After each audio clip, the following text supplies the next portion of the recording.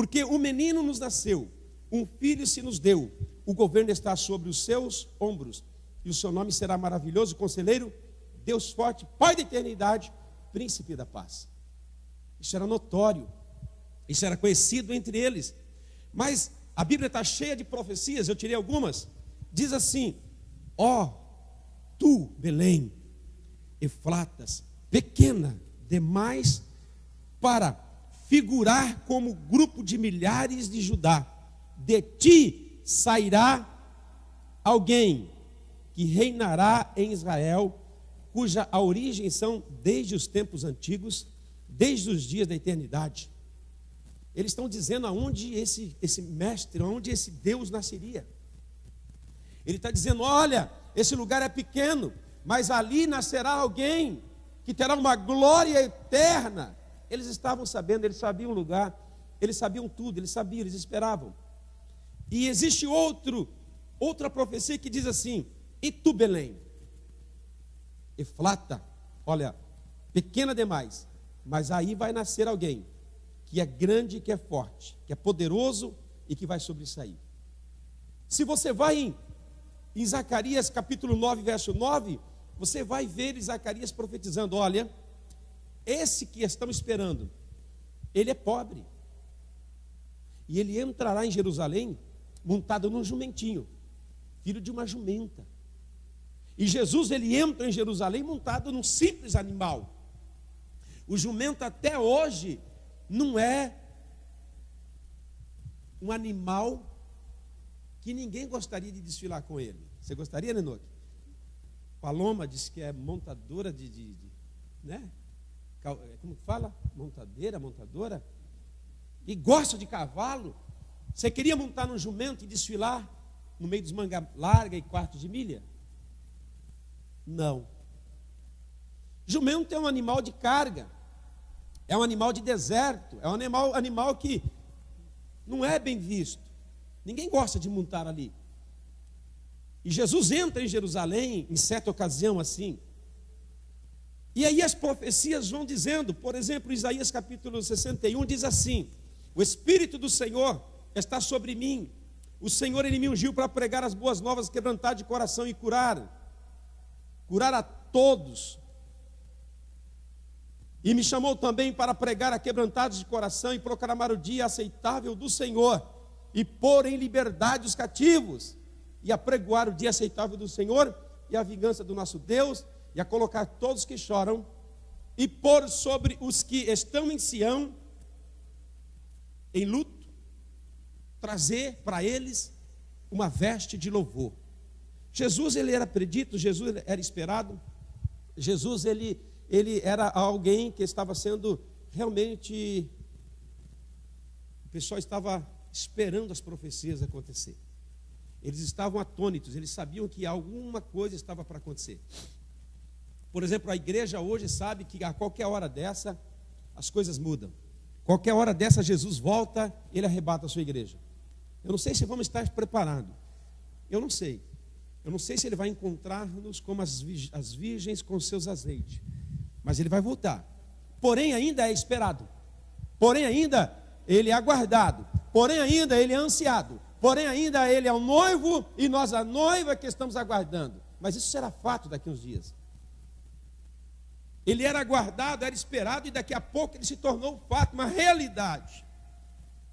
Por exemplo, Lucas capítulo 4, você vai entender uma coisa. Então Jesus, no poder do Espírito, regressou para a Galileia e a sua fama correu por toda a circunvizinhança. Agora nós já vemos Jesus, que ele já veio, ele já chegou no cenário, ele já passou ali a sua juventude. Você encontra mencionando a respeito dele com 12 anos, no templo. Depois você vai ver ele indo a João sendo batizado, e ele então vai cumprir o seu ministério, e nós começamos a ver Jesus a proclamar libertação, nós vamos ver Jesus a realizar milagres e poder. Jesus agora está em cena, o aguardado agora já chegou, o esperado agora já está aqui atuando, ele está curando os enfermos, coisas que ninguém fazia, ele levantou mortos, ele curou leprosos, ele curava o cego, falava o mudo falar, o surdo a ouvir, e ele começou então a realizar os grandes milagres. Certo dia, João olhou, João estava preso, João estava confuso, João estava pensando, será que é esse mesmo Messias? Ele pega os seus discípulos e diz assim, vai até ele, e pergunta se é ele que nós esperamos ou temos que aguardar outro. E Jesus vai dar uma resposta do ministério dele, ele diz assim, diga para João, diga para ele, que os mudos falam, os surdos, os cegos, os mortos, e diz para ele que é chegado o reino de Deus. E quando essa resposta chega a João entende, é ele, é o Messias esperado, aguardado. Agora o Messias, tão aguardado, tão esperado, no cumprimento do seu ministério, ele está na cruz, ele está ali crucificado, e ele libera essa palavra, eles não sabem o que fazem. Mas como não sabem o que fazem? Eles sabiam quem eles estavam crucificando, eles sabiam quem eles estavam condenando, mas eu comecei a entender algumas coisas que talvez para o nosso dia vai servir muito. Jesus não era um simples homem, Jesus não era um Barack Obama, Jesus não era um presidente. Se você falar do presidente americano hoje, todo mundo conhece, pelo menos de relance, pelo menos de televisão. Eu não acredito que o mundo todo não saiba de algum presidente que existe em algum país. Talvez você nunca teve contato, você não sentou-se com ele, mas você sabe que na América tem um presidente, você sabe que nos países tem um presidente.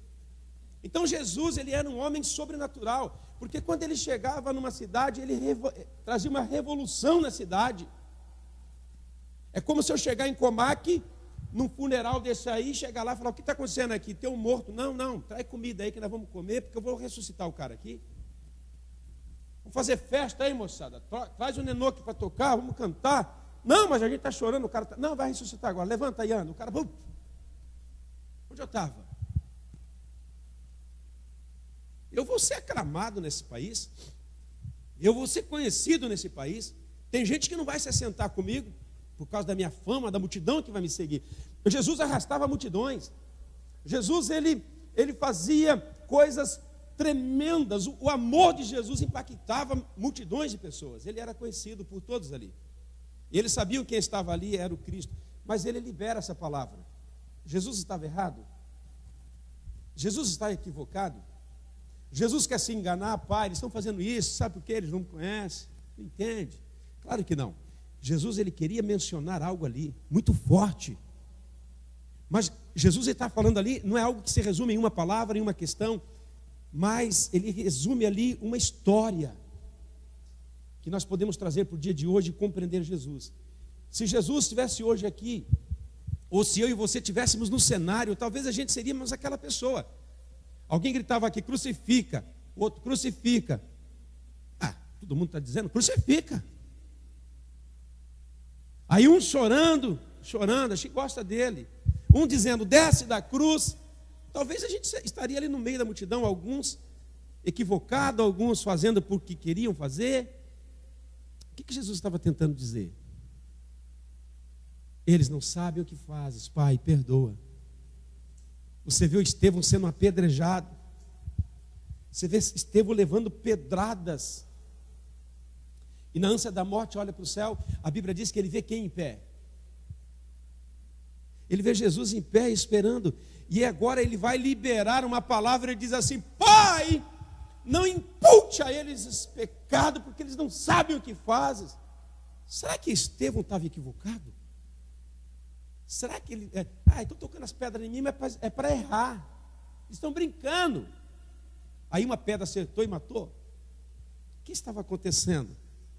O que estava no coração de Estevão? Que sentimento é esse? O que faz um homem crucificado dizer, eles não sabem o que fazem? Será que é desejo de perdoar as pessoas? Ou será que Jesus via algo que ia muito mais além do que aqueles homens? Eu queria compartilhar isso com você. E a primeira coisa que eu pude observar e trazer para a igreja hoje, para esse século, para esse momento que vivemos, eu encontrei em Jó, capítulo 45, 42 e verso 5, que diz assim, Jó 42, verso 5, eu te conhecia só de ouvir, mas agora os meus olhos te veem. Jó 42, verso 5, eu te conhecia só de ouvir, mas agora os meus olhos te veem. Outras versões dizem assim, eu te conhecia só de andar contigo, mas só de ouvido, mas agora eu te conheço de andar contigo. O que Jesus, na interpretação que eu pude ter daquela palavra, não sabe o que fazes, Jesus ele entendia que o conhecimento da sua vinda, o conhecimento que ele era um filho de Deus, o conhecimento que somente ele era um homem que veio de Deus, isso não traria salvação para as pessoas. É como nos dias de hoje, falar que alguém não sabe de Jesus, aonde você vai encontrar alguém que não sabe de Jesus? Fala para mim, qual país?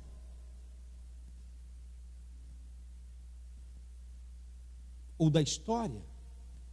Ou dos filmes?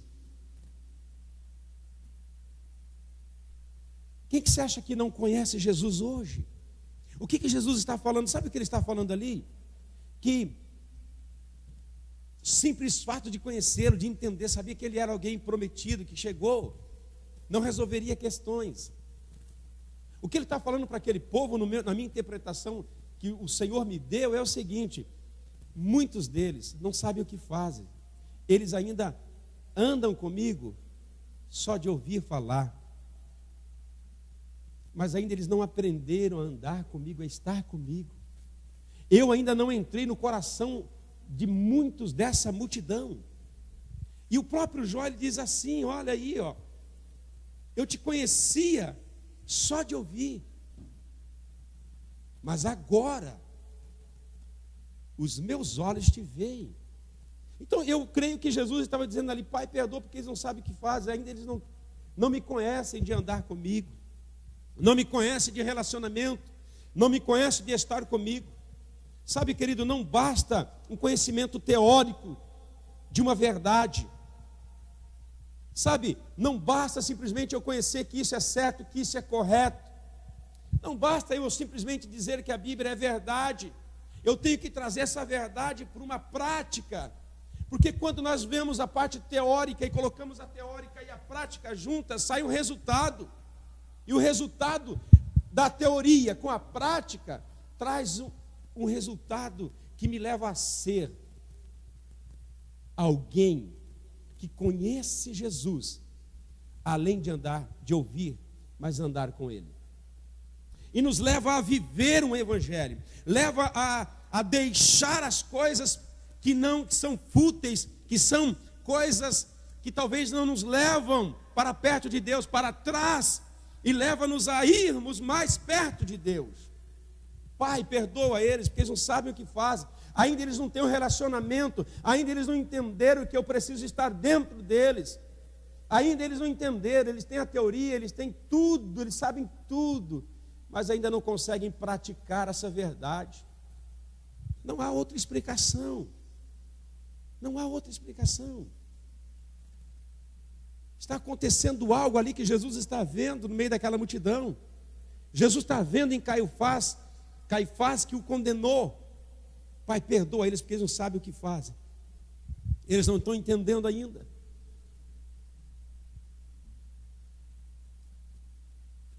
O Evangelho de João, capítulo 10, verso 17 e 18. Você tem a Bíblia aberta aí? Abre aí para a gente. Você que tem habilidade aí. João 10, verso 17.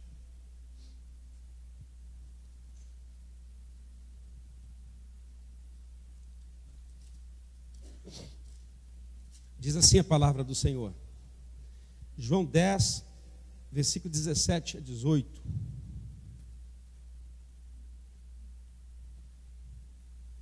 Por isso o Pai me ama, porque dou a minha vida para tomar de volta. Ninguém tira a minha vida de mim, mas eu de mim mesmo dou. Eu tenho poder para dar, poder para tomá-la. Este mandamento eu recebi do meu Pai. Eles não entendiam ainda. Todos ali, talvez, ou a maioria deles estavam dizendo: quero ver, desce da cruz se tu é o Cristo. Te colocamos aí, vamos te matar. Te colocamos aí, vamos tirar a sua vida. Nós somos mais poderosos. Nós te condenamos e você vai sangrar até a morte. Eles não estavam entendendo que ninguém podia tirar a vida dele, que ninguém podia tomar a vida dele. Jesus resolveu, em obediência ao Pai, se entregar por nós. Ninguém o levou. Se ele foi ali, é porque ele decidiu morrer naquela cruz para trazer redenção, para trazer salvação. A Bíblia diz que ele recebeu o mandamento do Pai. O mandamento é este: ninguém toma a minha vida, ninguém toca em mim, ninguém pode me tirar, a morte não vai me vencer. Eu morro e eu volto a viver, porque eu sou Jesus. Eles não entendiam isso. Quando eles viram o mestre sangrando, quero ver agora, cura o cego, levanta o defunto, sai da cruz e nós creremos em ti. Mas como ninguém colocou Jesus na cruz, é por isso que ele não desceu dali, porque ele foi até ali para morrer. Pai, perdoa porque não sabe o que faz. Eles não entendiam. Mas tem mais coisa que a gente podia trazer para os dias de hoje. Jesus quer dizer que hoje, para mim e para você, não basta conhecer a palavra, não basta ver as verdades bíblicas, nós temos que trazê-las para a gente, para a vida, trazer para a prática, trazer para que a gente possa palpá-la e fazer dela realmente uma realidade. Quantos conhecem aqui uma Ferrari? Obrigado pela água. Quantos conhecem o carro Ferrari? Essa água é minha? Posso beber? Quantos conhecem? Conhece, Nanuque? Você tem estilo, hein? Eu até vejo uma Ferrari ali no estacionamento. Quantas marchas tem?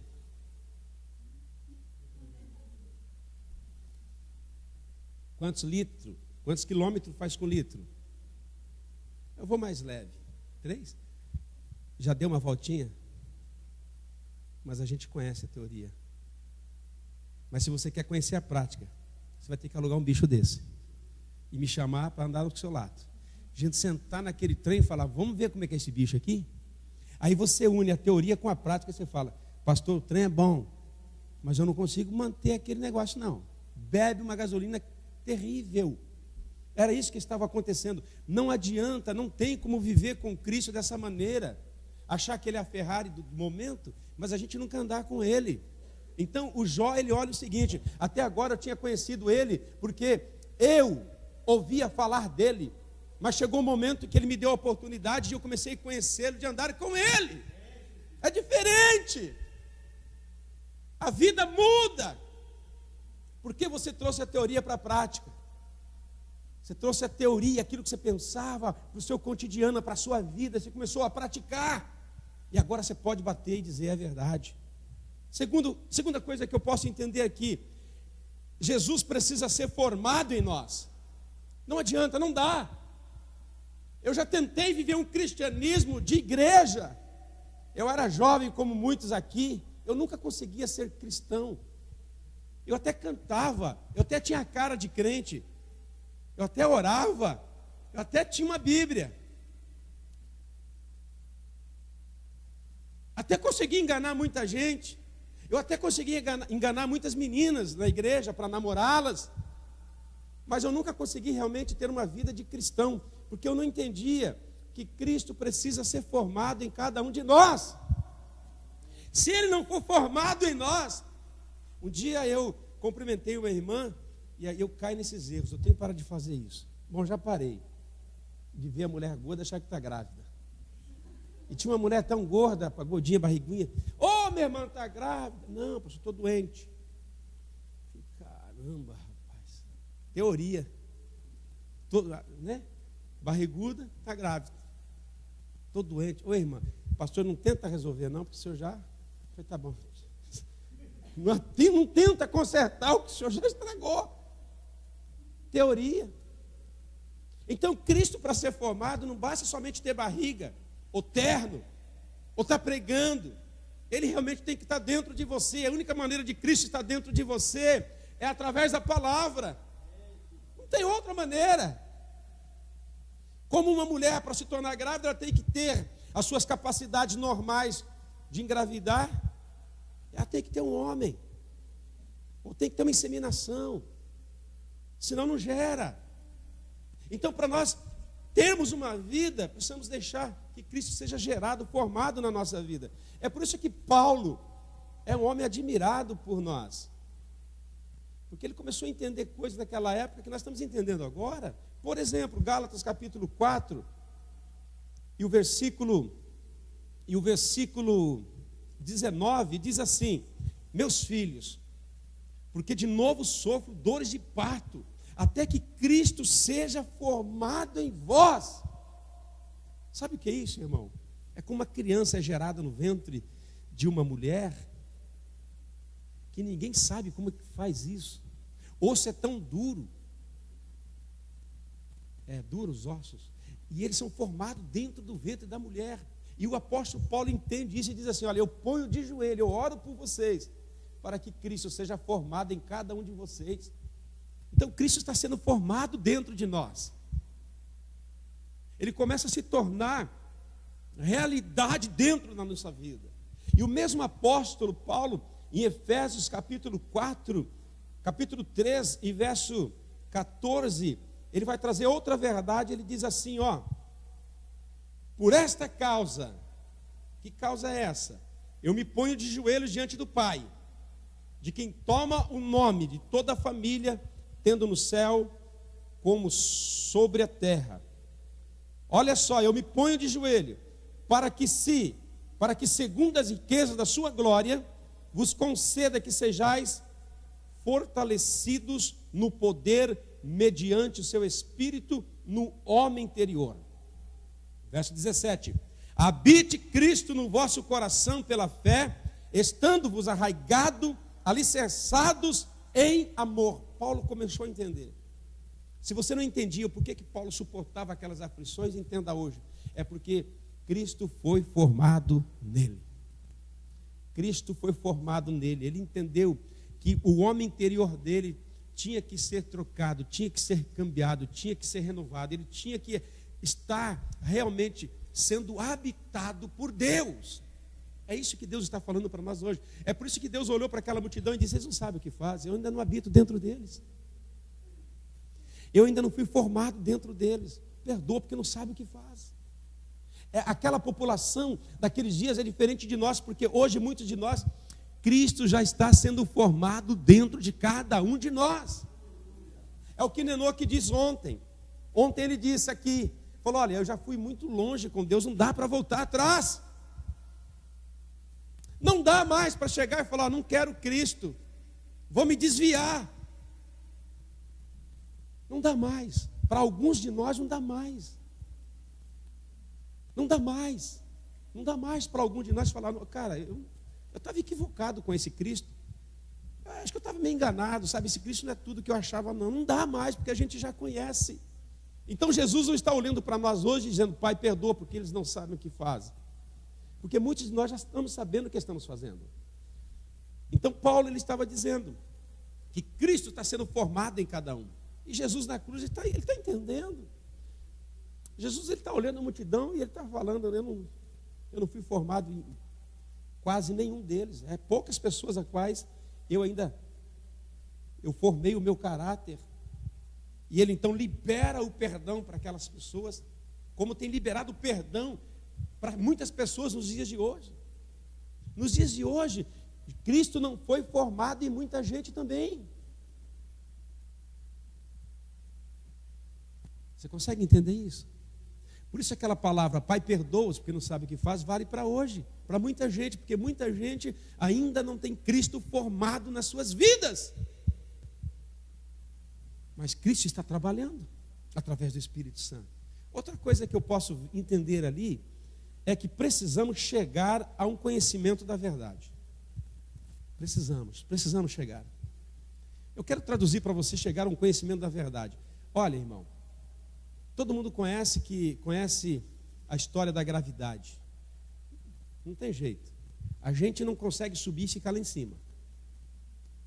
A gente entende que tudo que sobe lá, meu irmão, é por pouco tempo. Se não descer, o negócio despenca. Aviões, seja lá mais o que tem lá. É uma gravidade, é uma lei. Não adianta você achar que é super-homem e pular daqui que você vai cair, cara. Você não vai voar de maneira nenhuma. Você pode até pôr asa. Você pode até querer pôr a roupa do Homem-Aranha. Você pode até fazer com a mãozinha assim, ó, tim, jogar a teia, mas não voa. Vai cair, cara. Não, pastor. Rapaz, eu vou pular de prédio, vai cair. Não tem jeito. Então nós temos que chegar a um conhecimento da verdade. Essa da gravidade nós já chegamos. Porém, tem conhecimentos que a gente precisa trazer. Por exemplo, olha só, que conversa. Depois de terem comido, perguntou Jesus a Simão Pedro, filho de João: ama-me mais do que esses? Ele respondeu: sim. Agora Jesus está ressuscitado. Jesus olha para trás, vê Pedro negou 3 vezes. Alguém que bateu no peito e disse assim: eu vou até a morte contigo. Sabe, eu sou chegado em Pedro. Eu sou chegado nesse cara. Eu acho que a personalidade dele é igual à minha. E eu não acho que ele mentia, ele falou a verdade. Naquela hora ele falou: Jesus, eu estou contigo, estou dentro. Como é que a gente fala? Estou junto. Põe a mão em ti, põe a mão em mim. O Malco veio pôr a mão, ele arrancou a espada e cortou logo a orelha. Ele errou, ele deu na cabeça. Pegou na orelha. Jesus, ei Pedro, misericórdia, colou a orelha do cara. Guarda a espada, filho. Eu vou até a morte. Ele estava falando a verdade, irmão. Era uma sinceridade, como a nossa. Porém, Pedro não entendia que ele precisava amadurecer e Cristo amadurecer na vida dele mais e mais. Jesus agora ressuscitou, encontra eles, senta com os discípulos e faz essa pergunta: tu me ama mais que esses? Ele responde na paulada: sim, te amo, estou junto, que der e vier. Ainda mais agora que o Senhor ressuscitado, nós vai para cima.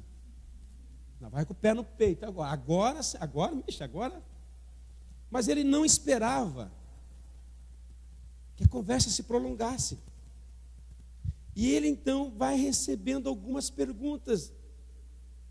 Simão, filho de Jonas, ama-me mais do que esses outros? Ele respondeu: sim, sou o cara, te amo, vai dar certo. Estamos aqui porque deve Tem boca não, Jesus.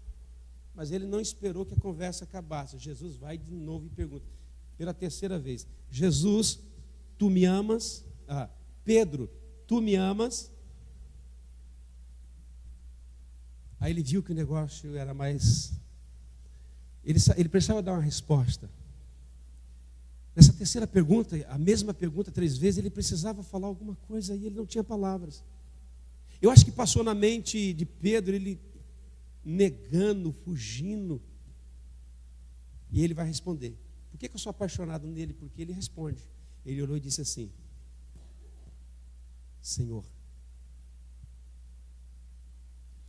olha só, tu sabes que eu sou fraco, tu sabes que eu sou medroso, tu sabes que eu fugi, tu sabes que eu fiquei verde, tu sabes que eu não estava junto contigo nada, tu sabes que a hora que a coisa apertou eu fui o primeiro a vazar, tu sabes que eu batia no peito, mas eu não estava preparado. Ele responde então: Senhor, o Senhor sabe tudo isso, mas entre tudo isso, o Senhor sabe que eu te amo.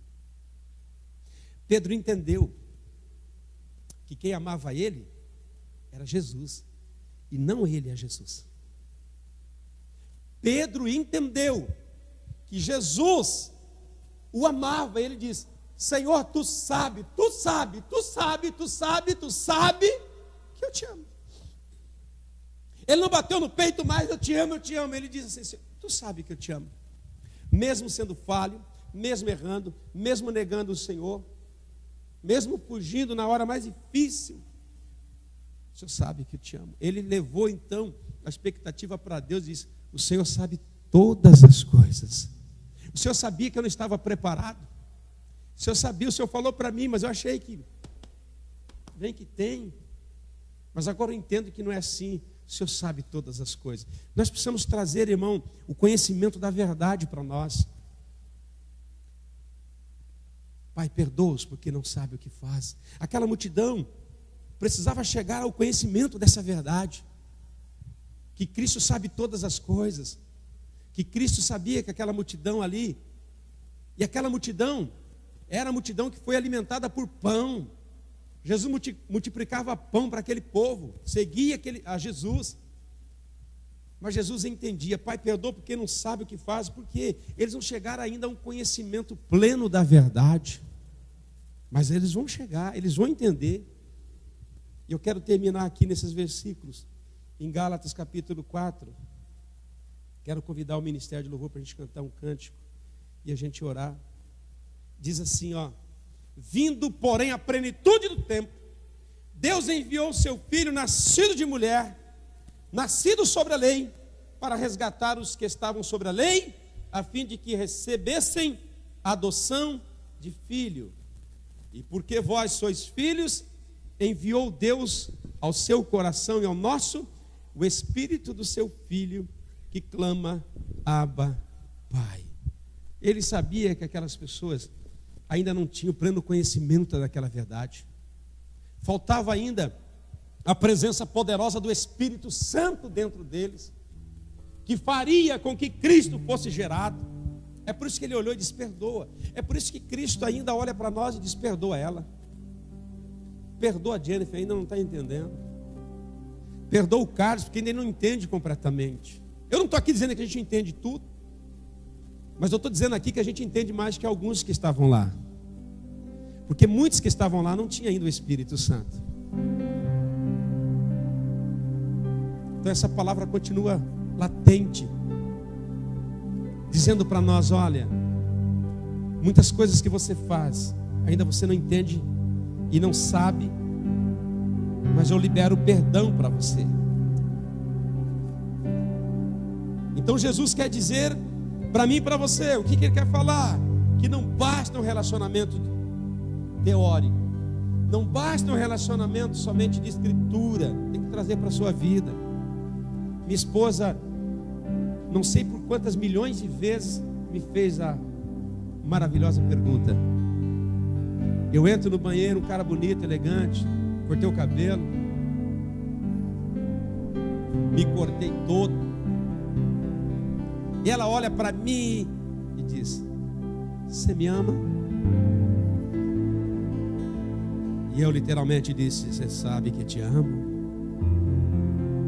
Ela não estava muito convencida. Eu falei para ela: filha, você sabe que você me pergunta sempre isso? E ela falou: não, você pergunta porque você não sabe realmente se eu te amo. Porque para você entender que eu te amo, eu tenho que praticar o que eu estou dizendo. E muitas vezes a gente não pratica. A gente só diz: eu te amo. Porque uma pessoa que pergunta se você a ama é porque ela não tem certeza. E para ter certeza, precisa trazer a prática do amor para dentro de casa. E às vezes falta. Amor não é sexo, ou não é só. Amor não é beijo, amor não é beleza. Amor não é olhar a manequim da sua vida, a mulher do seu sonho e falar: eu vou passar formal, não sei, para não acabar. Amor não é isso, amor é cuidado, amor é exemplo. Amor é diferente. Pedro não entendia. Então nós precisamos deixar Cristo ser formado em nós, para que a gente comece a praticar o amor de uma maneira que você, mesmo quando errando, você consiga demonstrar o amor. Mesmo que você na prova, você seja reprovado, você consiga demonstrar o amor e dizer: Senhor, Tu sabe tudo. Precisamos ter um encontro com a verdade. Pedro precisou se encontrar com a verdade, e a verdade era essa: Senhor, eu te amo, mas eu não consigo te amar na totalidade. Pedro está ali e Deus diz para ele: quando te converteres, apacenta os teus irmãos. Pedro, terá um dia que você será levado para onde você não quer ir. E chega o dia que Pedro manifesta todo o seu amor a Jesus. É no dia que olharam para ele e disseram assim: Pedro, lá atrás tu negou, nega de novo e tu vai escapar dessa pena de morte. Pedro, ele olha e diz assim: prefiro morrer do que negar a verdade, do que negar a Jesus. Pedro, ele não estava mais ali andando com Jesus porque ouvia, mas ele estava andando agora com Jesus porque ele começou a entender que os seus olhos viram o Filho do Rei. E você conhece a história: a morte de Pedro, foi crucificado como Jesus, mas ele olhou e disse assim: pelo amor de Deus, não me crucifique como mestre, me jogue de cabeça para baixo nessa cruz, porque eu não sou digno de morrer como ele. Ele preferiu entregar a sua vida do que negar o encontro com Jesus. Pai, perdoa porque não sabe o que faz. Sabe, querido, às vezes nós temos que perdoar pessoas que ainda não sabem o que fazem. Alguns amigos da fábrica que não crê naquilo que você crê, não entende o que você entende. Temos que liberar o perdão, porque é através do perdão que Deus vai salvando e libertando vidas. Pai, por quê? Perdoa eles porque não sabem o que faz. Aqui mesmo no nosso meio tem coisas que a gente não pratica às vezes, mas Deus está liberando perdão porque Ele sabe que vai dar certo, Ele sabe que vai valer a pena. E eu quero orar com você. Essa simples palavra